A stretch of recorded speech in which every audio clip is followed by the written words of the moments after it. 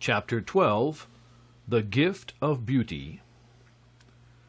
The following morning, Marvel and Nerl once more set out to leave the kingdom of Spore and its ugly king.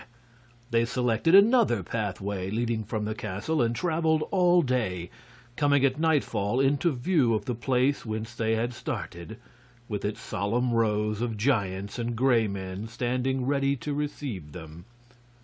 This repetition of their former experience somewhat annoyed the prince, while Nerl's usually despondent face wore a smile.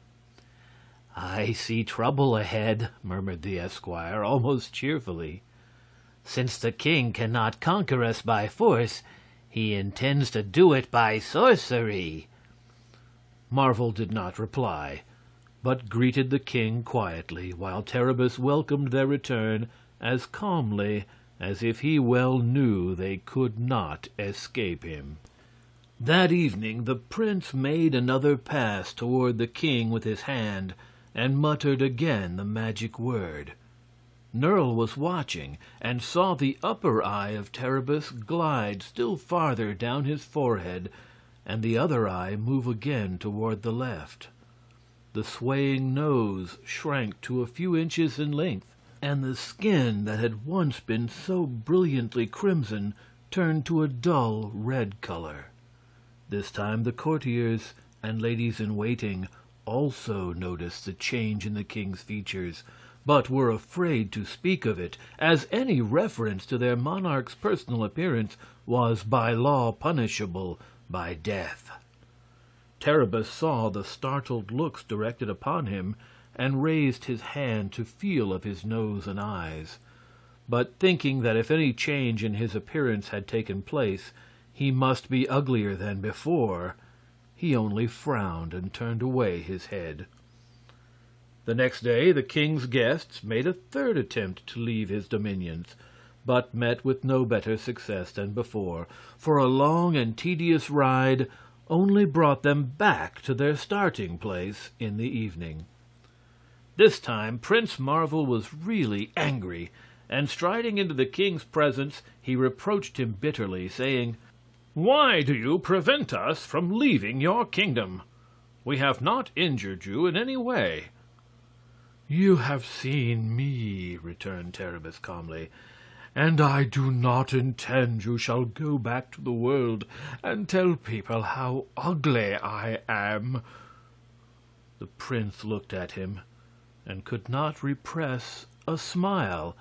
The two eyes of the king, having been twice removed from their first position, were now both in his forehead instead of below it, and one was much higher than the other. And the nose, although small when compared to what it had been, still resembled an elephant's trunk. Other changes had been made for the better, but Terribus was still exceedingly repulsive to look upon. Seeing the prince look at him and smile, the king flew into a fury of anger and declared that the stranger should never, while they lived, be permitted to leave his castle again. Prince Marvel became thoughtful at this, reflecting that the king's enmity all arose from his sensitiveness about his ugly appearance, and this filled the youthful knight with pity rather than resentment. When they had all assembled at the evening banquet, the prince for a third time made a mystic pass at the king and whispered a magic word, and behold, this time the charm was complete, for the two front eyes of Terribus fell into their proper places. His nose became straight and well-formed, and his skin took on a natural, healthy color. Moreover, he now had a fine head of soft brown hair, with eyebrows and eyelashes to match, and his head was shapely and in proportion to his body. As for the eye that had formerly been in the back of his head, it had disappeared completely. So amazed were the subjects of the transformed king, who was now quite handsome to look upon, that they began to murmur together excitedly, and something in the new sensations he experienced gave to the king's face likewise an expression of surprise. Knowing from their pleased looks that he must have improved in appearance, he found the courage to raise his hand to his nose, and found it well formed. Then he touched his eyes and realized they were looking straight out from his face, like those of other people. For some moments after making these discoveries, the king remained motionless, a smile of joy gradually spreading over his features. Then he said aloud, "What has happened? Why do you all look so startled?" "Your Majesty is no longer ugly," replied Marvel laughingly, "so that when Nerle and I leave your kingdom, we can proclaim nothing less than praise of your dignified and handsome appearance." "Is my face indeed pleasing?" demanded the king eagerly. "It is!" cried the assembled courtiers and ladies, as with one voice. "Bring me a mirror," said the king. "I shall look at my reflection for the first time in many years." The mirror being brought, King Terribus regarded himself for a long time with pleased astonishment, and then, his sensitive nature being overcome by the shock of his good fortune, he burst into a flood of tears and rushed from the room. The courtiers and ladies now bestowed many grateful thanks upon Prince Marvel for his kind deed, for they realized that thereafter their lives would be safer from the king's anger and much pleasanter in every way. "Terribus is not bad by nature," said one, "but he brooded upon his ugliness so much that the least thing served to throw him into a violent passion, and our lives were never safe from one day to another." By and by, two giants entered the hall and carried away the throne of gray stone where Terribus had been accustomed to sit, and other slaves brought a gorgeous throne of gold studded with precious jewels, which they put in its place. And after a time the king himself returned to the room, his simple gray gown replaced by flowing robes of purple, with rich embroideries, such as he had not worn for many years. "My people," said he, addressing those present with kindness and dignity, "it seems to me fitting that a handsome king should be handsomely attired, and an ugly one clothed simply. For years I have been so terrible in feature that I dared not even look at my own image in a mirror. But now, thanks to the gracious magic of my guest, I have become like other men, and hereafter you will find my rule as kind as it was formerly cruel. Tonight, in honor of this joyous occasion, we shall feast and make merry, and it is my royal command that you all do honor and reverence to the illustrious Prince Marvel." A loud shout of approval greeted this speech, and the evening was merry indeed. Terribus joined freely in the revelry, laughing as gaily as the lightest-hearted damsel present. It was nearly morning before they all retired, and as they sought their beds, Nerle asked the prince in a voice that sounded like an ill-natured growl, "Why did you give the king beauty after his treatment of us?" Marvel looked at the reproachful face of his esquire and smiled. "When you are older," said he, "you will find that often there are many ways to accomplish a single purpose. The king's ugliness was the bar to our leaving his country, for he feared our gossip. So the easiest way for us to compass our escape was to take away his reason for detaining us. Thus I conquered the king in my own way, and at the same time gained his gratitude and friendship." "Will he allow us to depart in the morning?" inquired Nerle. "I think so," said Marvel. It was late when they rose from their slumbers, but having breakfasted, the prince's first act was to seek the king. "We wish to leave your kingdom," said he. "Will you let us go?" Terribus grasped the hand of his guest and pressed it with fervor, while tears of gratitude stood in his eyes. "I should prefer that you remain with me always and be my friend," he answered. "But if you choose to leave me, I shall not interfere in any way with your wishes." Prince Marvel looked at him thoughtfully, and then said, "My time on this island is short. In a few months Prince Marvel will have passed out of the knowledge of men, and his name will be forgotten. Before then I hope to visit the kingdoms of Donna and Ariel and Plenta, so I must not delay, but beg you will permit me to depart at once." "Very well," answered Terribus. "Come with me, and I shall show you the way."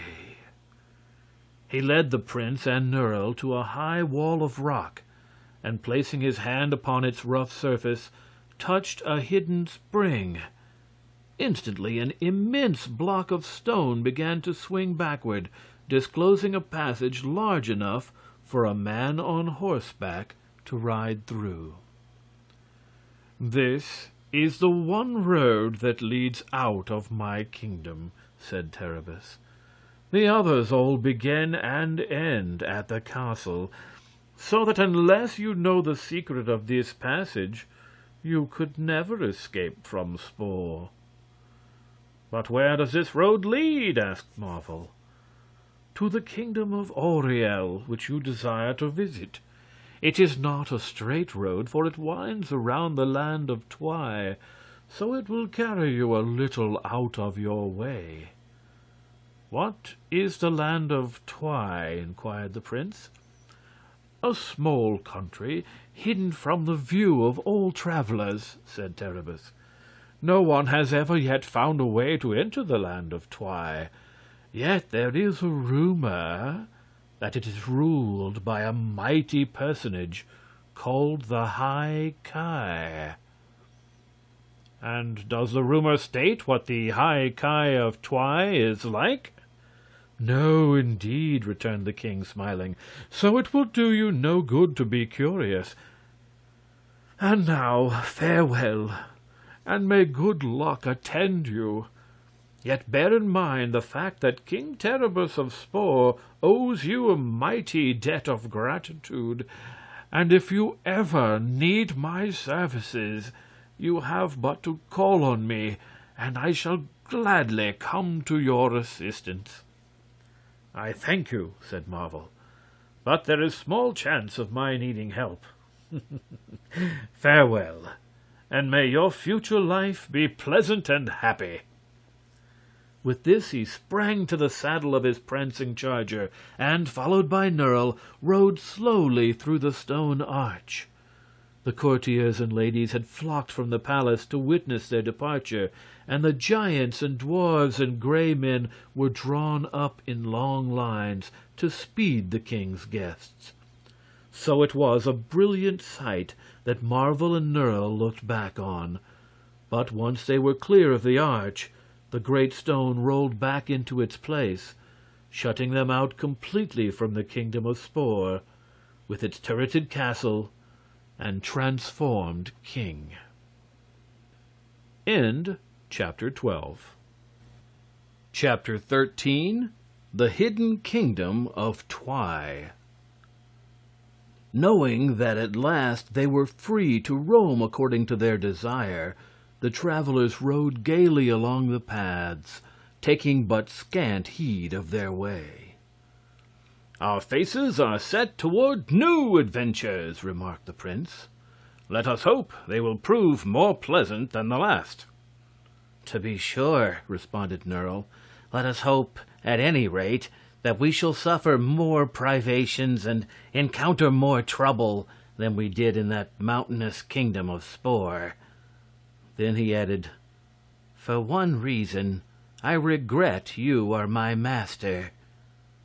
What is that reason? Asked the prince, turning to smile upon his esquire. You have a way of overcoming all difficulties without any trouble whatsoever, and that deprives me of any chance of coming to harm while in your company. Cheer up, my boy, cried Marvel. Did I not say there are new adventures before us? We may not come through them so easily as we came through the others. That is true, replied Nerle. It is always best to hope. And then he inquired, Why do you stop here in the middle of the path? Because the path has ended rather suddenly, answered Marvel.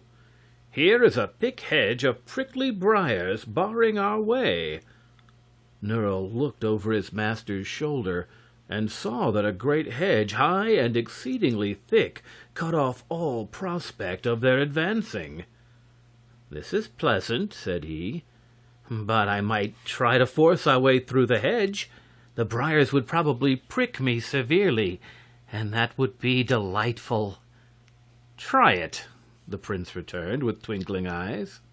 Nerle sprang from his horse to obey, but at the first contact with the briars he uttered a howl of pain and held up his hands, which were bleeding in a dozen places from the wounds of the thorns. Ah, that will content you for a time, I trust, said Marvel. Now follow me, and we will ride along beside the hedge until we find an opening. For either it will come to an end, or there will prove to be a way through it to the other side. So they rode alongside the hedge for hour after hour, yet it did not end, nor could they espy any way to get through the thickly matted briars.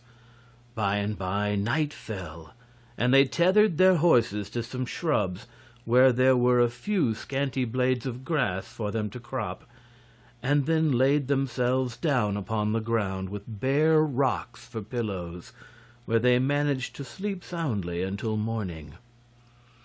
They had brought a supply of food in their pouches, and on this they breakfasted, afterward continuing their journey beside the hedge. At noon Prince Marvel uttered an exclamation of surprise and stopped his horse. "What is it?" asked Nerle. "I have found the handkerchief with which you wiped the blood from your hands yesterday morning, and then carelessly dropped," replied the prince. "This proves that we have made a complete circle around this hedge without finding a way to pass through it." "In that case," said Nerle, "we had better leave the hedge and go in another direction." "Not so," declared Marvel. "The hedge encloses some unknown country, and I am curious to find out what it is." "But there is no opening," remonstrated Nerle. "Then we must make one. Wouldn't you like to enjoy a little more pain?" "Thank you," answered Nerle, "but my hands are still smarting very comfortably from the pricks of yesterday." "Therefore I must make the attempt myself," said the prince, and drawing his sword he whispered a queer word to it, and straightway began slashing at the hedge. The brambles fell fast before his blade, and when he had cut a big heap of branches from the hedge, Nerle dragged them to one side, and the prince began again. It was marvelous how thick the hedge proved. Only a magic sword could have done this work and remained sharp, and only a fairy arm could have proved strong enough to hew through the tough wood. But the magic sword and fairy arm were at work, and naught could resist them. After a time the last branches were severed and dragged from the path, and then the travelers rode their horses through the gap into the unknown country beyond. They saw at first glance that it was a land of great beauty, but after that one look both Prince Marvel and Nerle paused and rubbed their eyes to assure themselves that their vision was not blurred. Before them were two trees exactly alike, and underneath the trees 2 cows were grazing, each a perfect likeness of the other. At their left were 2 cottages, with every door and window and chimney the exact counterpart of another. Before these 2 houses 2 little boys were playing, evidently twins, for they not only looked alike and dressed alike, but every motion one made was also made by the other at the same time and in precisely the same way. When one laughed, the other laughed, and when one stubbed his toe and fell down, the other did likewise. And then they both sat up and cried lustily at the same time. At this, 2 women, it was impossible to tell one from the other, rushed out of the 2 houses, caught up the 2 boys, shook and dusted them in precisely the same way, and led them by their ears back into the houses. Again the astonished travelers rubbed their eyes, and then Prince Marvel looked at Nerle and said, "I thought at first I saw everything double, but there seems to be only one of you." "And of you," answered the boy. "But see, there are 2 hills ahead of us, and 2 paths lead from the houses over the hills. How strange it all is!" Just then 2 birds flew by, close together and perfect mates, and the cows raised their heads and mooed at the same time, and 2 men, also twins, came over the 2 hills along the 2 paths with 2 dinner pails in their hands and entered the 2 houses.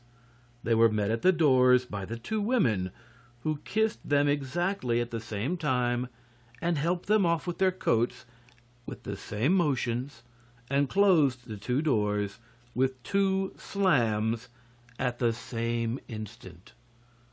Nerle laughed. "What sort of country have we got into?" he asked. "Let us find out," replied the prince, and riding up to one of the houses he knocked on the door with the hilt of his sword. Instantly the doors of both houses flew open, and both men appeared in the doorways. Both started back in amazement at the sight of the strangers, and both women shrieked, and both little boys began to cry. Both mothers boxed the children's ears, and both men gasped out, Who are you?" Their voices were exactly alike, and their words were spoken in unison.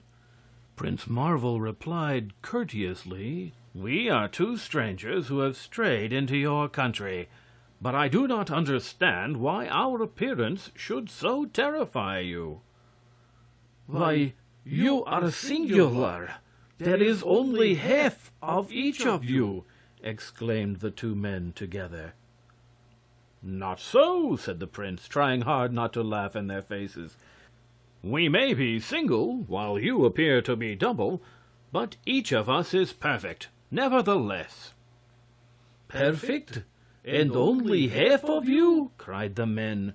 And again the 2 women, who were looking over their husbands' shoulders, screamed at the sight of the strangers, and again the 2 boys, who were clinging to their mothers' dresses in the same positions, began to cry. "We did not know such strange people existed," said the 2 men, both staring at the strangers and then wiping the beads of perspiration from their 2 brows with 2 faded yellow handkerchiefs. "Nor did we," retorted the prince.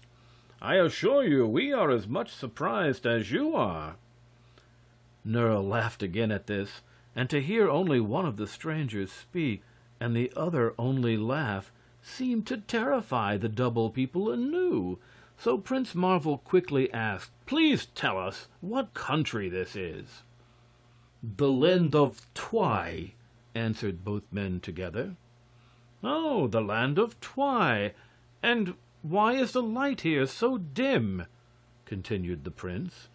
Dim? Repeated the men, as if surprised. Why, this is twilight, of course. Of course, said Nerle. I hadn't thought of that.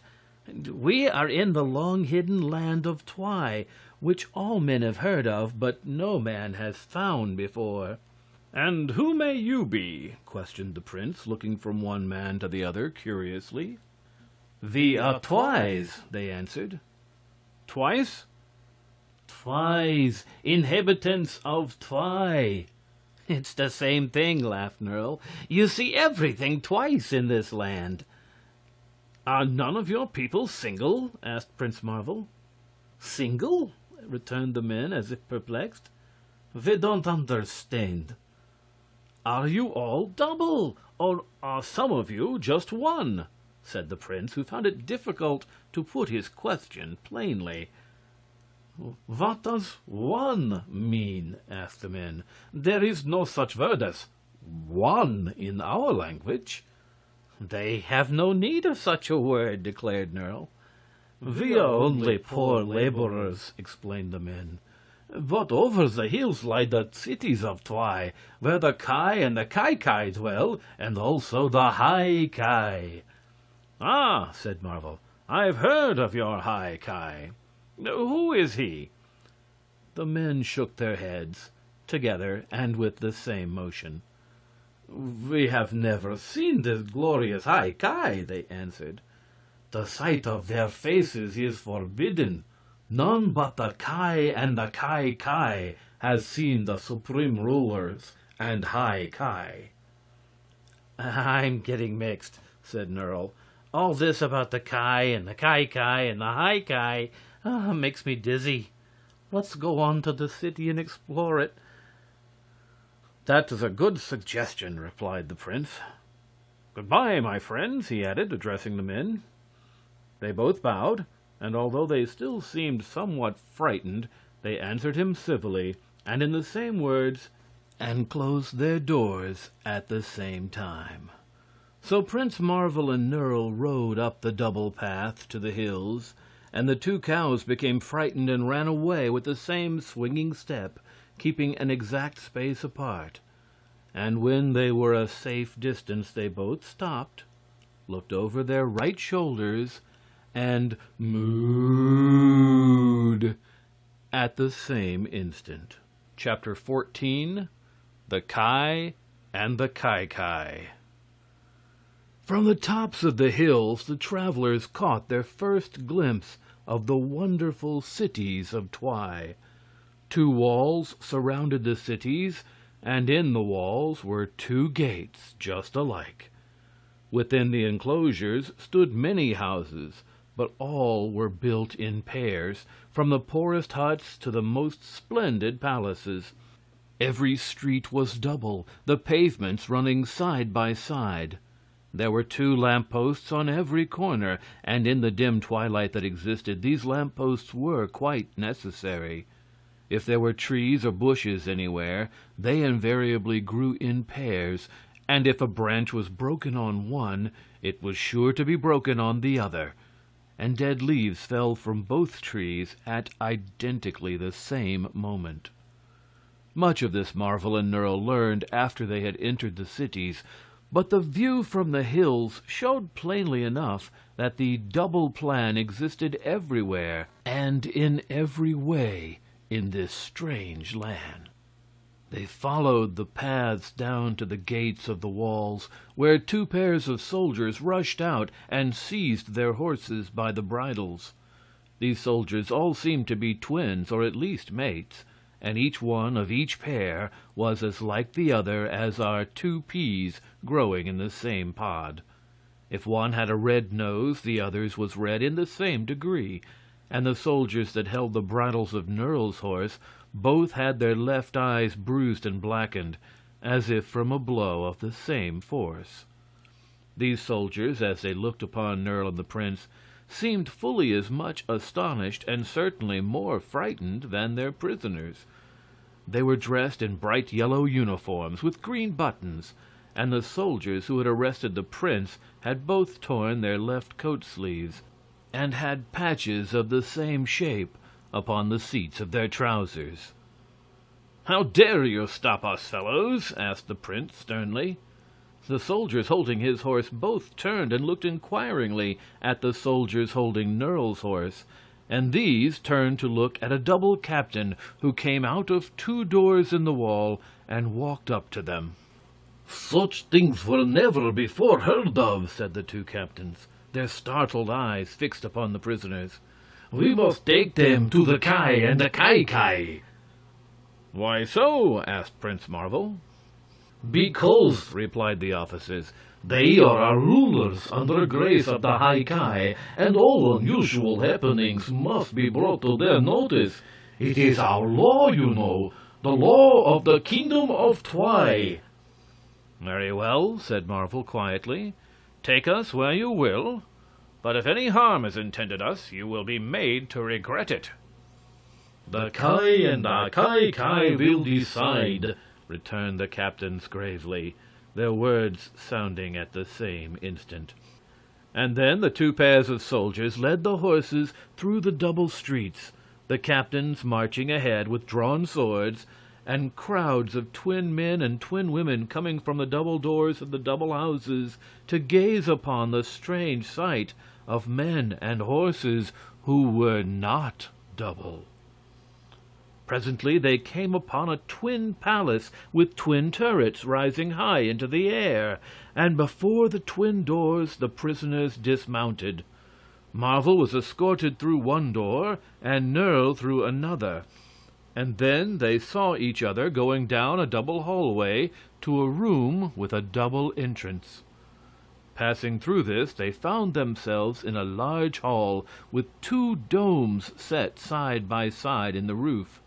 The domes were formed of stained glass, and the walls of the hall were ornamented by pictures in pairs, each pair showing identically the same scenes. This was, of course, reasonable enough in such a land where 2 people would always look at 2 pictures at the same time and admire them in the same way with the same thoughts. Beneath one of the domes stood a double throne on which sat the Kai of Twi, a pair of gray-bearded and bald-headed men who were lean and lank and stoop-shouldered. They had small eyes, black and flashing, long hooked noses, great pointed ears, and they were smoking 2 pipes from which the smoke curled in exactly the same circles and clouds. Beneath the other dome sat the Kai of Twi, also on double thrones, similar to those of the Kai. The Kai were 2 young men, and had golden hair combed over their brows and banged straight across, and their eyes were blue and mild in expression, and their cheeks pink and soft. The Kai were playing softly upon a pair of musical instruments that resembled mandolins, and they were evidently trying to learn a new piece of music, for when one Kai struck a false note, the other Kai struck the same false note at the same time, and the same expression of annoyance came over the 2 faces at the same moment. When the prisoners entered, the pair of captains and soldiers bowed low to the 2 pairs of rulers, and the Kai exclaimed, both in the same voice of surprise, "Great Kikaku, what have we here?" "Most wonderful prisoners, your highness," answered the captains. "We found them at your city's gates and brought them to you at once. They are, as your highness will see, each singular, and but half of what he should be." "'Tis so!" cried the double Kai in loud voices, and slapping their right thighs with their right palms at the same time. "Most remarkable, most remarkable!" "I don't see anything remarkable about it," returned Prince Marvel calmly. "It is you who are not singular, but double, that seems strange and outlandish." Perhaps, said the 2 old men thoughtfully.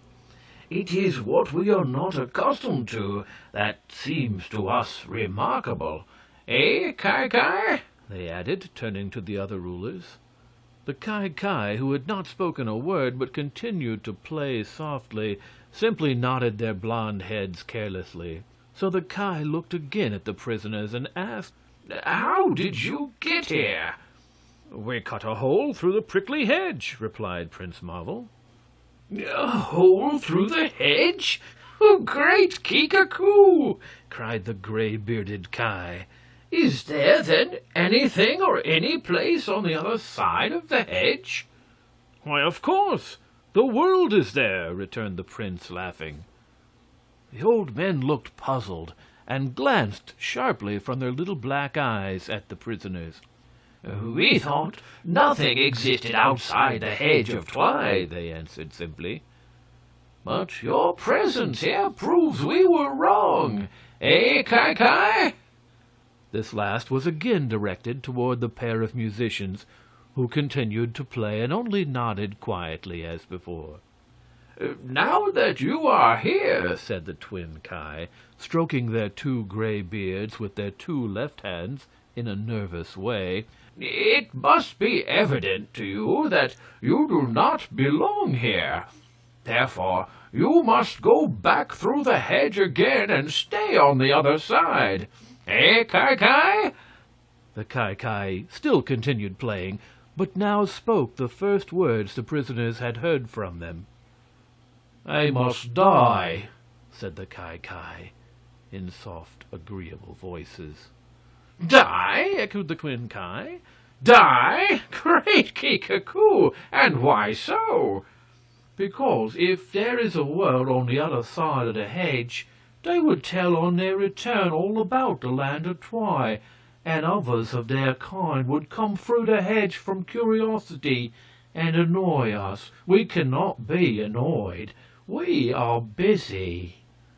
Having delivered this speech, both the Ki went on playing the new tune, as if the matter was settled. "Nonsense!" retorted the old Ki angrily.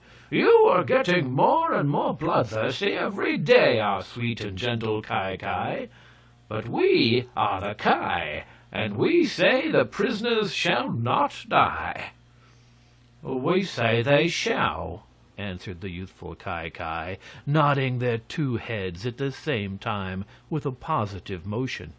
"You may be the Ki, but we are the Ki, and you're superior." "Not in this case," declared the old men. "Where life and death are concerned, we have equal powers with you." "And if we disagree?" asked the players gently. "Oh, great Kikaku, if we disagree, the High Ki must judge between us," roared the twin Ki excitedly. "Quite so," answered the Ki. "The strangers must die." "They shall not die!" stormed the old men with fierce gestures toward the others, while both pairs of black eyes flashed angrily. "And we disagree, and they must be taken to the High Ki," returned the blonde musicians, beginning to play another tune. The two Ki rose from their thrones, paced 2 steps to the right and 3 steps to the left, and then sat down again. "Very well," they said to the captains, who had listened unmoved to the quarrel of the rulers. "Keep these half-men safe prisoners until tomorrow morning, and then the Ki and we ourselves will conduct them to the mighty High Ki." At this command, the twin captains bowed again to both pairs of rulers and led Prince Marvel and Nerle from the room. Then they were escorted along the streets to the twin houses of the captains, and here the officers paused and scratched their left ears with uncertain gestures. "There being only half of each of you," they said, "we do not know how to lock each of you in double rooms." "Oh, let us occupy the same room," said Prince Marvel. "We prefer it." "Very well," answered the captains. "We must transgress our usual customs in any event, so you may as well be lodged as you wish." So Nerle and the prince were thrust into a large and pleasant room of one of the twin houses. The double doors were locked upon them by twin soldiers, and they were left to their own thoughts. End chapter 14. Chapter 15. The High Ki of Twi. Tell me, Prince, are we awake or asleep? Asked Nerle as soon as they were alone. There is no question of our being awake, replied the prince with a laugh. But what a curious country it is, and what a funny people! We can't call them odd or singular, said the esquire, for everything is even in numbers and double in appearance. It makes me giddy to look at them, and I keep feeling of myself to make sure there is still only one of me. You are but half a boy, laughed the prince. At least so long as you remain in the land of Twi. I'd like to get out of it in double quick time, answered Nerle. And we should even now be on the other side of the hedge, were it not for that wicked pair of Ki who are determined to kill us. It is strange, said the prince thoughtfully, that the fierce-looking old Ki should be our friends, and the gentle Ki our enemies. How little one can tell from appearances what sort of heart beats in a person's body.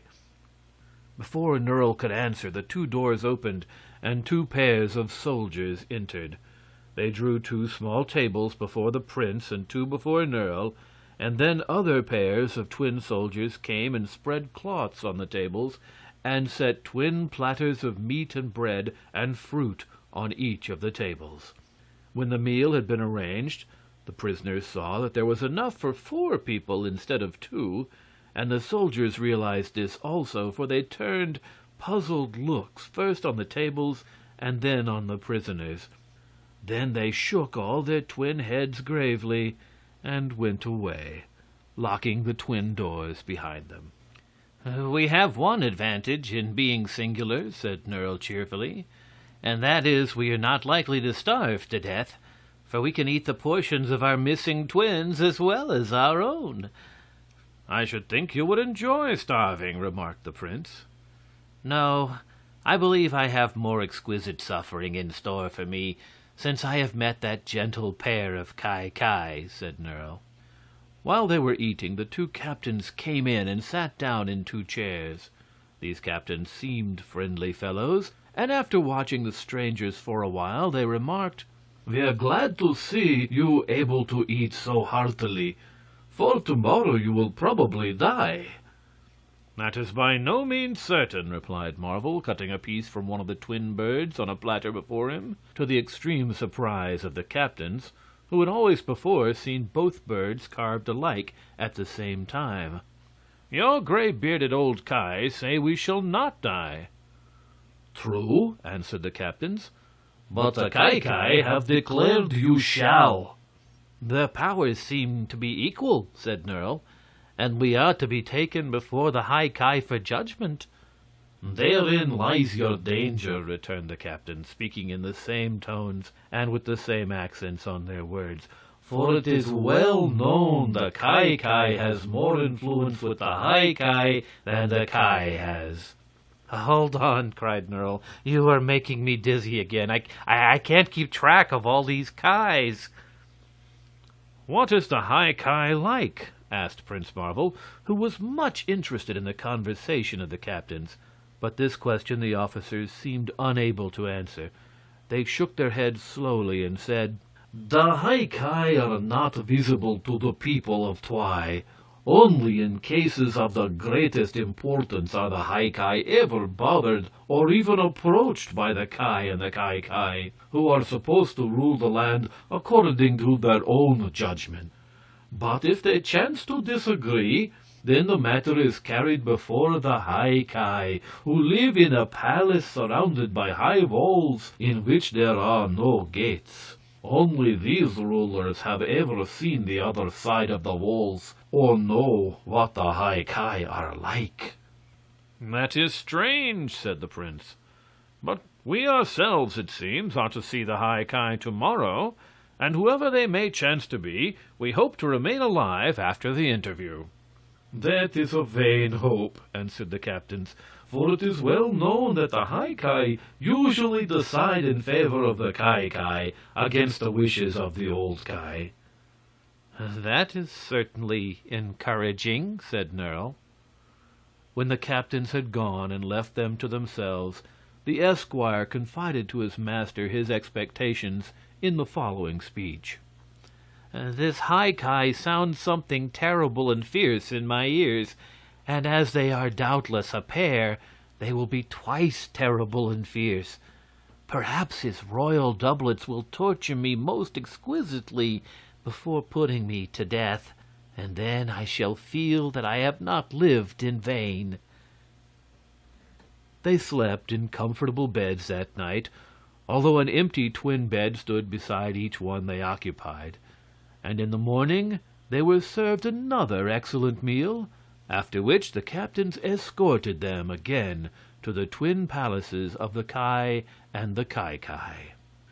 There the two pairs of rulers met them and headed the long procession of soldiers toward the palace of the High Ki.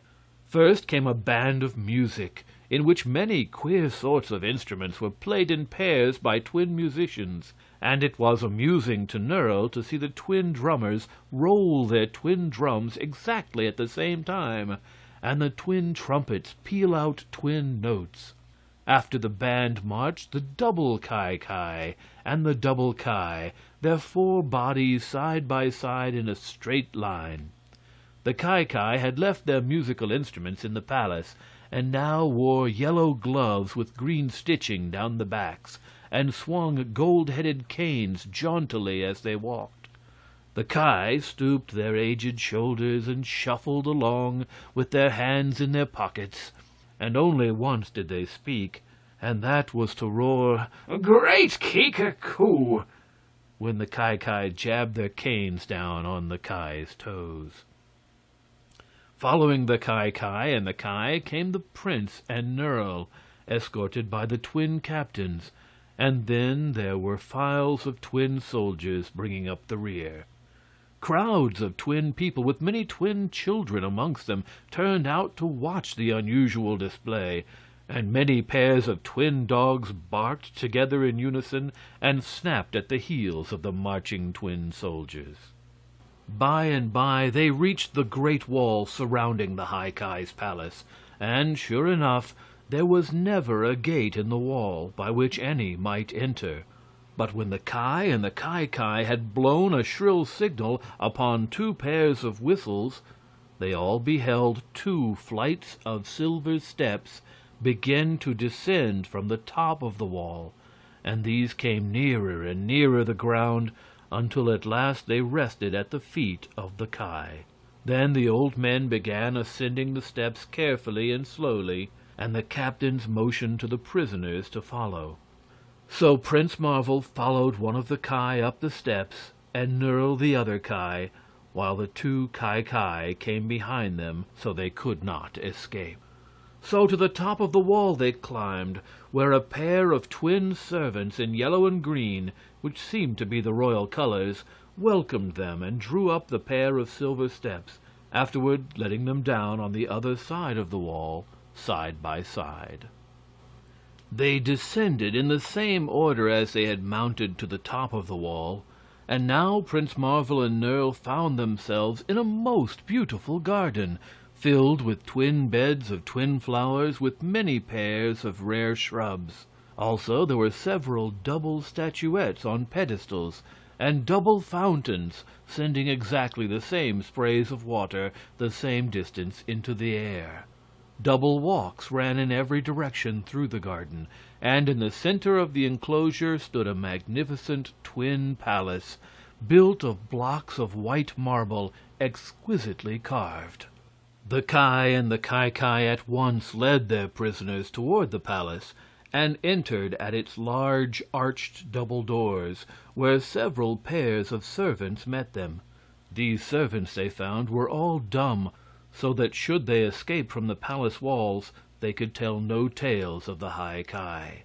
The prisoners now proceeded through several pairs of halls, winding this way and that, and at last came to a pair of golden double doors leading into the throne room of the mighty High Ki. Here they all paused, and the Ki both turned to the prince and Nerle and said, "You are the only persons, excepting ourselves and the palace servants, who have ever been permitted to see the High Ki of Twi. As you are about to die, that does not matter, But should you by any chance be permitted to live, you must never breathe a word of what you are about to see, under penalty of a sure and horrible death." The prisoners made no reply to this speech, and after the two Ki had given them another mild look from their gentle blue eyes, these officials clapped their twin hands together, and the doors of gold flew open. A perfect silence greeted them, during which the double Ki and the double Ki bent their four bodies low and advanced into the throne room, followed by Prince Marvel and Nerle.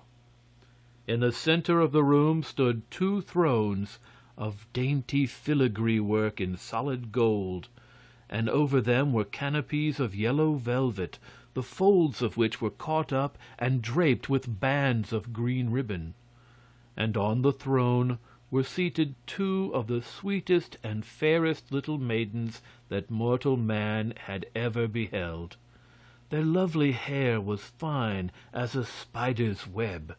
Their eyes were kind and smiling, their cheeks soft and dimpled, their mouths shapely as a cupid's bow and tinted like the petals of a rose.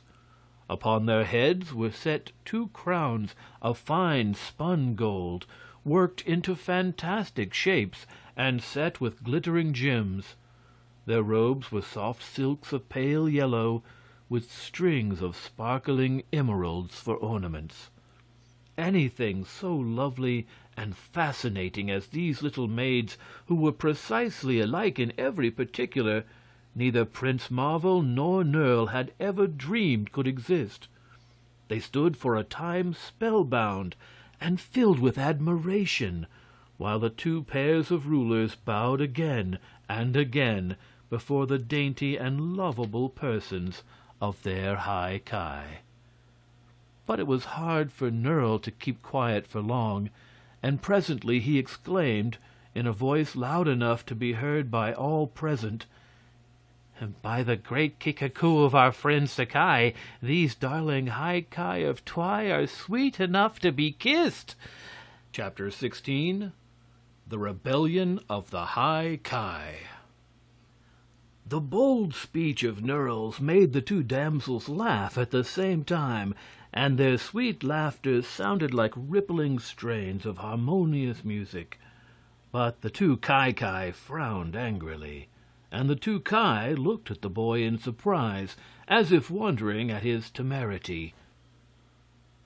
"Who are these strangers?"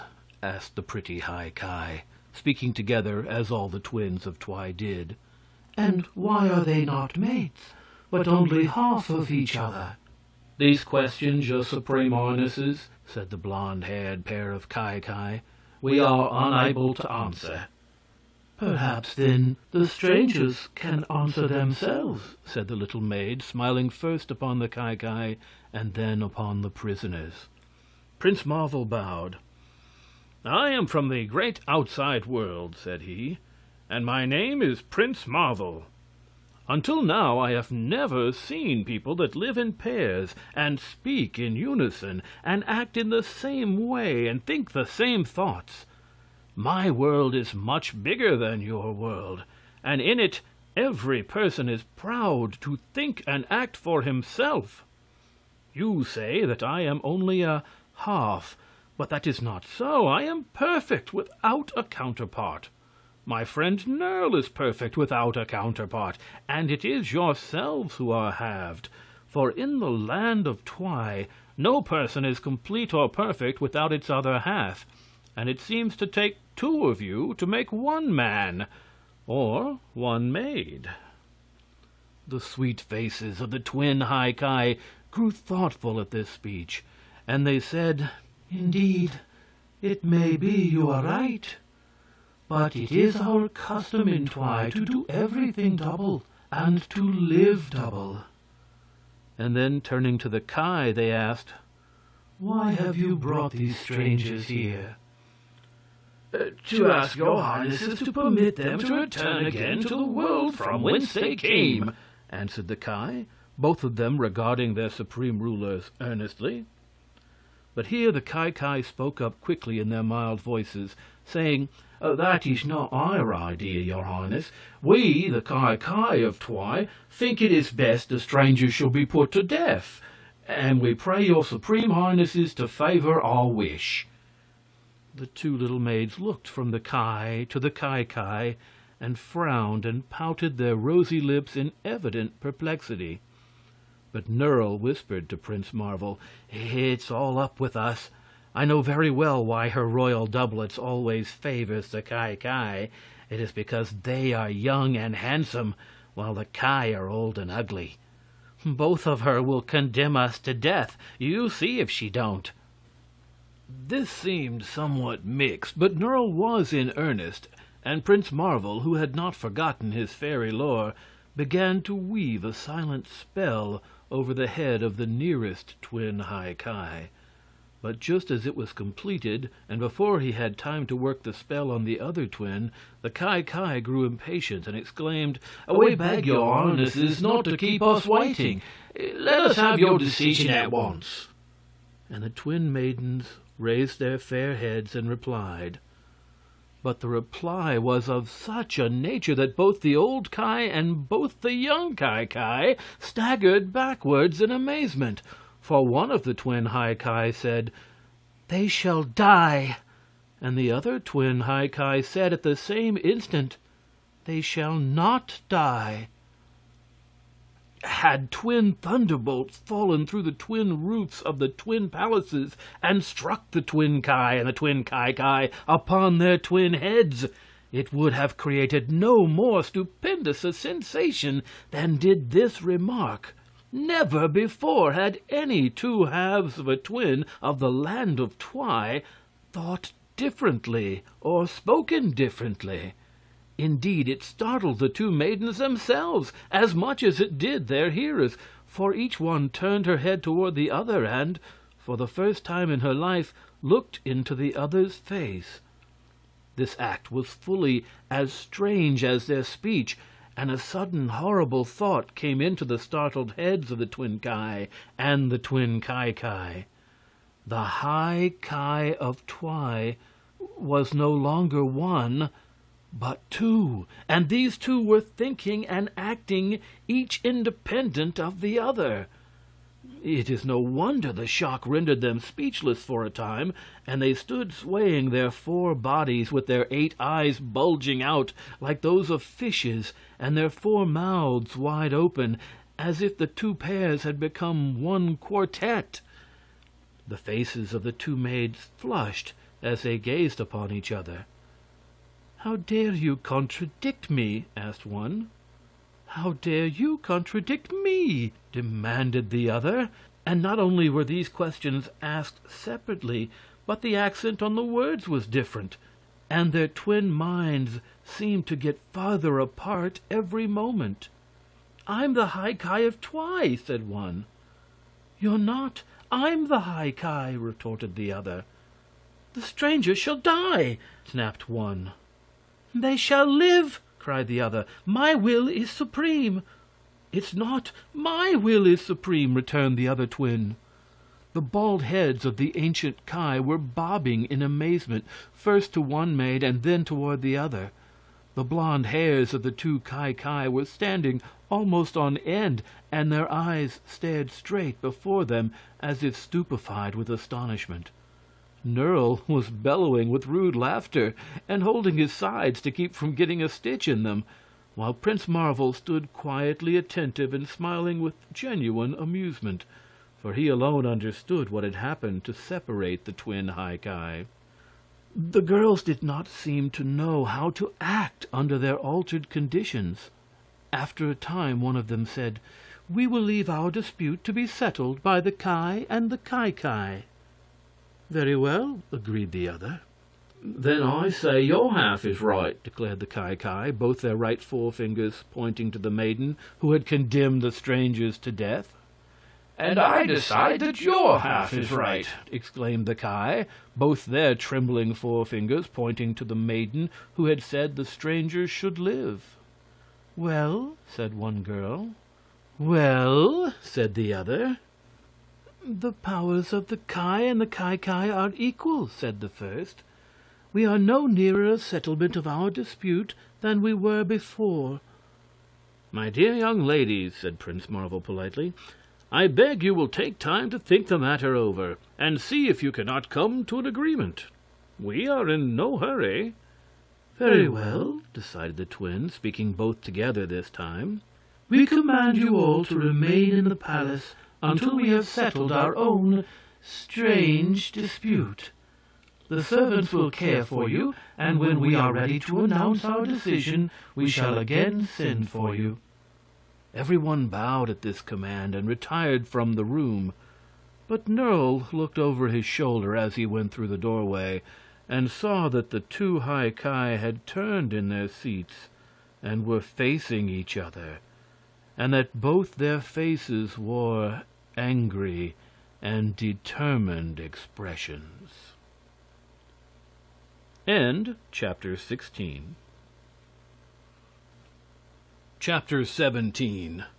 The Separation of the High Ki. For nearly a week Prince Marvel and Nerl remained confined to the palace and gardens of the High Ki. Together with the twin Ki, who seemed to be friendly to them, they occupied one of the twin palaces, while the Ki secluded themselves in the other.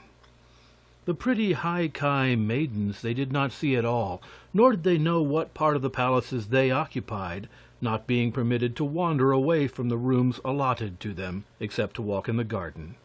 There was no way for them to escape, had they felt inclined to, for the silver steps had disappeared. From the garden walks they sometimes caught sight of the solemn heads of the handsome Ki looking at them through the twin windows of the other palace, and although the expression of their faces was always mild and gentle, Nerl and Marvel well knew the Ki were only waiting in the hope of having them killed. "Are you nervous about the decision of the pretty High Ki?" asked Nerl one day. "No, indeed," said the prince, laughing, "for I do not expect them to kill me in any event." "If I felt as sure of my safety," returned the boy, "it would destroy all my pleasure.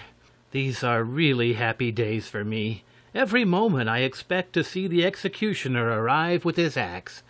"The executioner is double," said the two old Ki, breaking into the conversation. "You should say you expect to see the executioners arrive with their axes."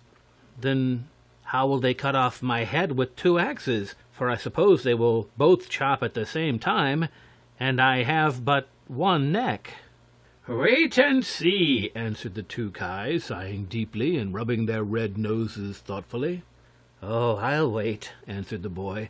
"But as for seeing them cut off my head, I refuse, for I intend to shut my eyes." So they sat in their rooms or walked in the gardens, yawning and waiting until one day, just as the two clocks on the wall were striking 24 o'clock, the door opened, and to their surprise one of the High Ki twins walked in upon them.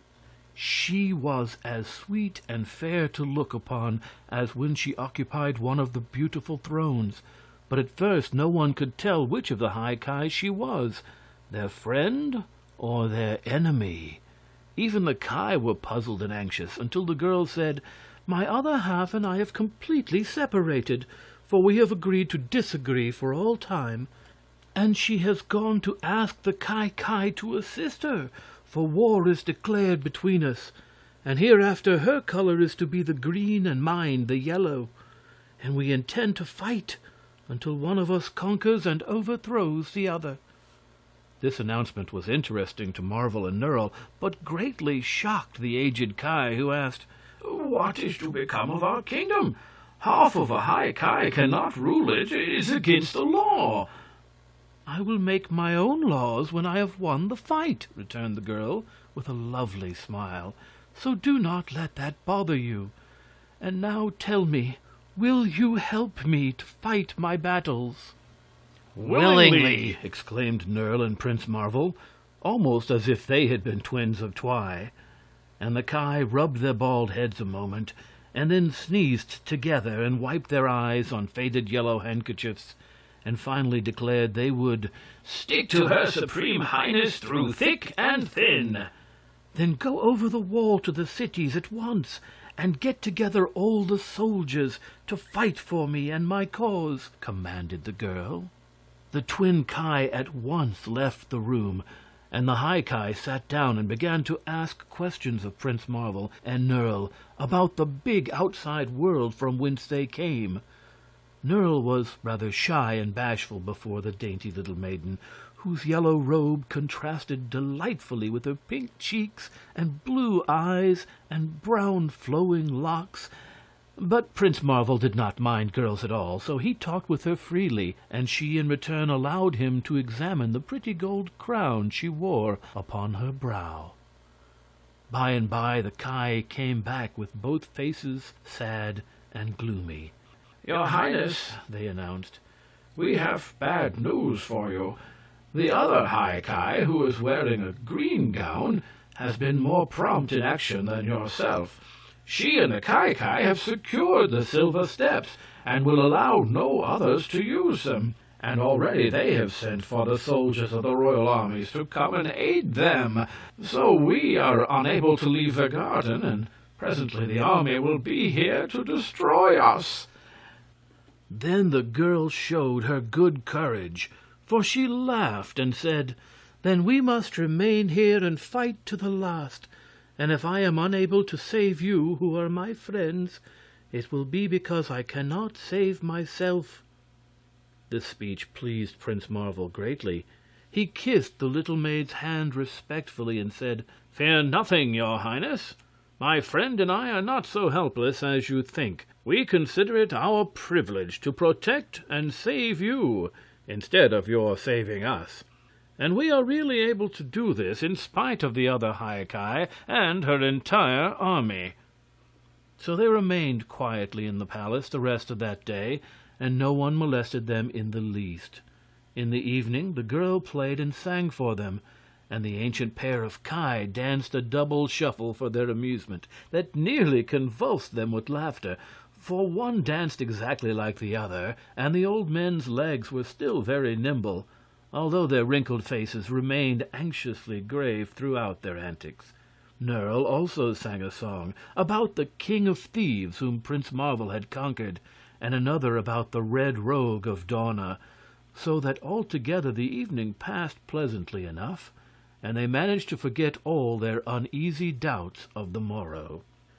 When at last they separated for the night, Prince Marvel alone did not seek his bed, for there was still some business he wished to transact. So he shut himself up in his room and summoned before him, by means of his fairy knowledge, the Prince of the Nooks, the King of the Ryls, and the Governor of the Goblins. These were all three his especial friends, and he soon told them the story of the quarrel and separation of the twin High Ki, and claimed their assistance. Then he told them how they might aid him, and afterward dismissed them. Having thus accomplished his task, the fairy prince went to bed and slept peacefully the remainder of the night.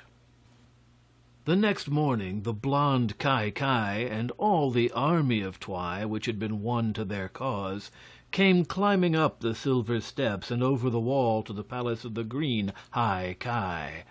But what was their amazement to find the twin palaces separated by a wall so high that no ladders nor steps they possessed could reach to the top. It had been built in a single night, and only Prince Marvel and his fairy friends knew how the work had been done so quickly. The yellow High Ki, coming downstairs to breakfast with her friends, found herself securely shut in from her enemies, and the bald-headed old Ki was so pleased to escape that they danced another jig from pure joy. Over the wall could be heard the shouts and threats of the army of Twi, who were seeking a way to get at the fugitives. But for the present our friends knew themselves to be perfectly safe, and they could afford to laugh at the fury of the entire population of Twi.